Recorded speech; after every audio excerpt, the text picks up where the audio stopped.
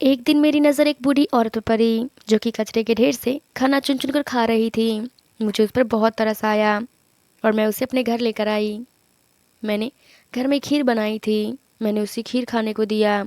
खीर खाते वक्त उस औरत ने कहा, मैं जितनी कटोरी खीर खाऊंगी भगवान तुझे उतना ही बेटा देगा। उस औरत की बात सुनकर मैं बहुत खुश हो गई। उस औरत ने 5 कटोरी खीर खा ली और मुझे दुआ देकर चली गई। 7 माह के बाद मेरे पेट में दर्द होने लगा। डॉक्टर के पास गई तो डॉक्टर ने कहा डिलीवरी का टाइम हो गया है। डॉक्टर मुझे डिलीवरी रूम में लेकर गए, लेकिन मेरे बच्चों को देखते ही मेरे होश उड़ गए, क्योंकि मेरे 4 बच्चों के साथ कचरे वाले का। मेरा नाम मनीषा है। कुछ महीने पहले ही मेरी शादी हुई थी। मेरे पति एक स्कूल टीचर थे। जिंदगी खुशहाल थी, मगर मैं अपने पति आशुतोष को समझने में अभी भी नाकाम थी।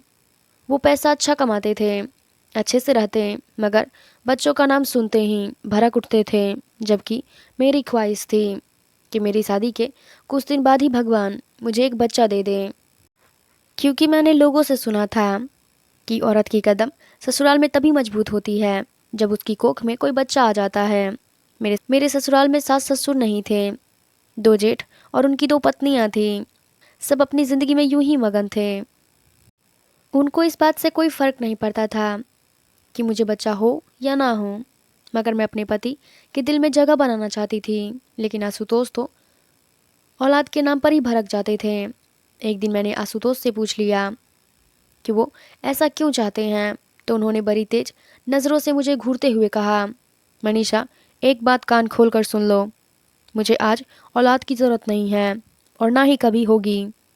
अगर तुम बिना औलाद के मेरे साथ रह सकती हो तो अच्छी बात है, नहीं तो तुम मुझे छोड़कर जा सकती हो।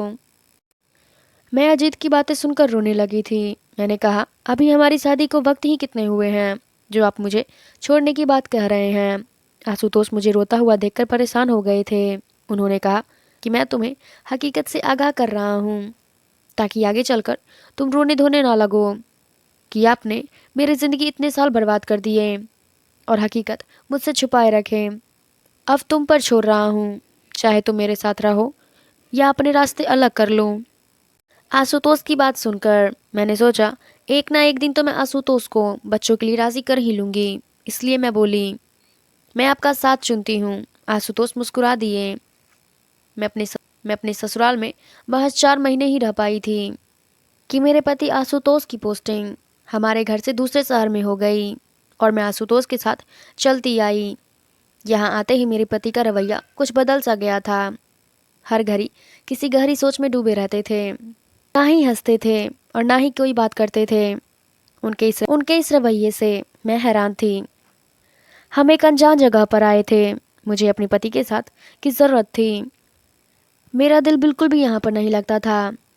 ऐसे में हम दोनों पति पत्नी एक दूसरे का सहारा बनते, पर उसने तो मुझसे बात करना ही छोड़ दिया था। मैं उनसे कुछ पूछती तो बस हूँ या हाँ में जवाब देते थे। उनके अंदर बड़े अजीब से बदलाव आ गए थे। तो मेरी आंख उनके चीखने से खुली थी। मैं घबरा सी गई थी। आशुतोष बच्चों की तरह बिखल बिखल कर रो रहे थे। मैंने पूछा, आशुतोष, आपको क्या हुआ है? उन्होंने कहा, बुरा सपना देखा हूँ, इसलिए डर गया। फिर वो मेरा हाथ पकड़कर सारी रात रोते रह गए। आशुतोष का यह रूप देखकर मैं तो एकदम घबरा सी गई थी। सुबह हुई तो बिल्कुल नॉर्मल थे, जैसे रात में कुछ हुआ ही ना हो।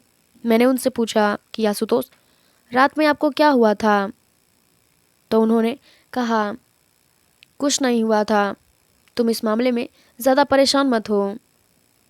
यही कहकर वह खाने की मेज से उठकर अपने स्कूल चले गए थे।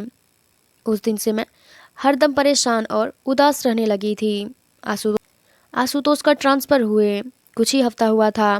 नया स्कूल था, इसलिए मेरे पति को बहुत ज़्यादा मेहनत करनी पड़ती थी। वो स्कूल से लेट वापस आते थे और और घर आकर थके होते तो आराम करने चले जाते। फिर गहरी सोच में डूबे रहते और अक्सर ही वो रातों को चीख चीख कर रोते। इस तरह के तनाव वाले माहौल में मैं डिप्रेशन का शिकार होती जा रही थी। आस पड़ोस में भी किसी से बातचीत नहीं होती थी जिससे दिल की बात कह सकूं। मैं बहुत अच्छा खीर बनाती थी। मैंने सोचा खीर बनाकर कुछ आसपास के लोगों को खीर दे आऊं।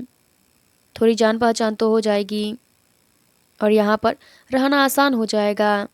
इसलिए बड़े से बर्तन में खीर बनाया और खीर कटोरी में रखकर ट्रे में सजाकर अभी लोगों के घर जाने के लिए दरवाजे पर बाहर आई। तभी मेरी नज़र कचरे के ढेर पर पड़ी, जहाँ पर एक औरत खाना चुन चुन कर खा रही थी। उसे देखकर मेरे हाथ पैर कपकपाने लगे, आंखों से आंसू निकल पड़े। न जाने उस औरत की क्या मजबूरी थी जो गंदगी के ढेर से खाना चुनने पर मजबूर हो गई थी। मैं घबरा सी गई थी। मैं अपने आंसू पोंछी